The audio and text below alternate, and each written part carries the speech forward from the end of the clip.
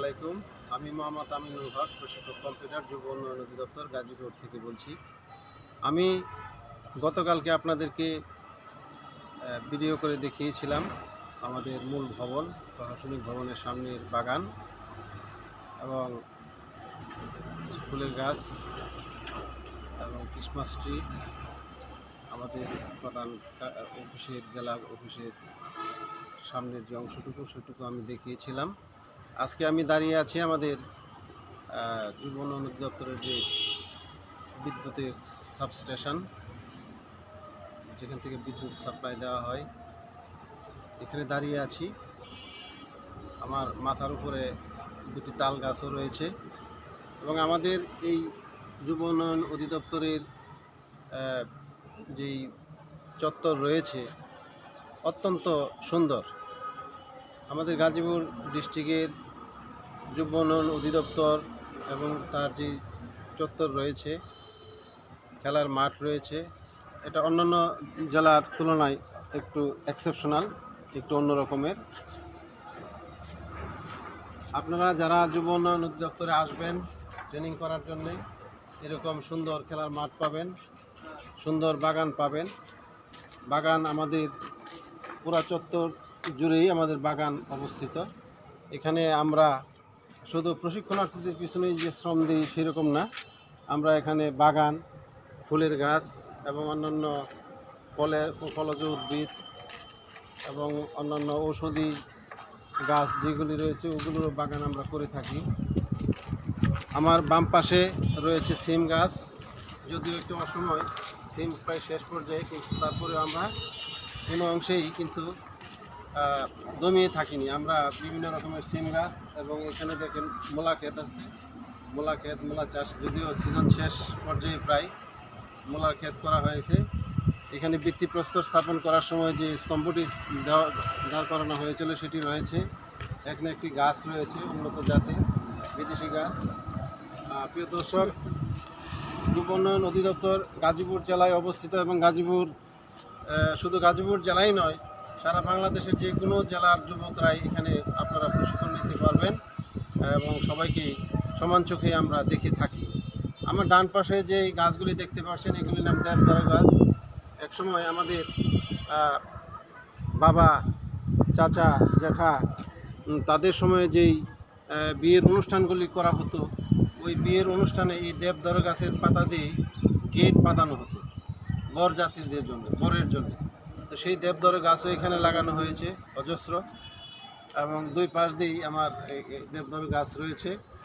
আমার ডান পাশে এখানে ছাত্রী নিবাস, ছাত্রীরা এখানে ট্রেনিং নিতে এসে, প্রশিক্ষণ নিতে এসে বিভিন্ন বিষয়ে এখানে তারা অবস্থান করেন। এবং আমার বাম পাশে ওখানে যারা ছেলেরা রয়েছে, যুবকরা রয়েছে, তারা এই বিল্ডিংয়ের মধ্যে তারা অবস্থান করেন। আমার ডান পাশে এখানে বিভিন্ন প্রজাতির উন্নত বিদেশি, দেশি বিভিন্ন রকমের প্রজাতির আমের গাছ এবং আপনার নারিকেল গাছ এগুলি রয়েছে। এই নারিকেলে ভিয়েতনামি নারিকেল, এটা অত্যন্ত ছোট বয়সেই এই নারিকেল এখানে ধরবে। এখানে লেখা আছে ভিয়েতনামি নারিকেল। এই অল্প কিছুদিনের মধ্যে এখানে নারিকেল ধরবে। এখানে প্রত্যেকটাই যে আম গাছ দেখেন, এখানে অনেক আম গাছ রয়েছে। এখানে আম গাছের এখানে যে আমের যে জাতটি রয়েছে সেটা হলো চিয়াংমাই আম, চিয়াংমাই আম। এখানে আরেকটি আম গাছ রয়েছে দেখেন, কিং অফ জাকাপাত। আমের নাম হলো কিং অফ জাকাপাত, কত সুন্দর নাম। এখানে আমরা কাঁঠালের জন্য আমাদের গাজীপুর বিখ্যাত, সকলেই আমরা জানি। এখানে কাঁঠালের জন্য বিখ্যাত থাকলেও আমাদের এই গাজীপুরে যে এখানে যে আমাদের যুব উন্নয়ন অধিদপ্তরে যে কাঁঠালের চারাটি রয়েছে সেটি লাল কাঁঠাল।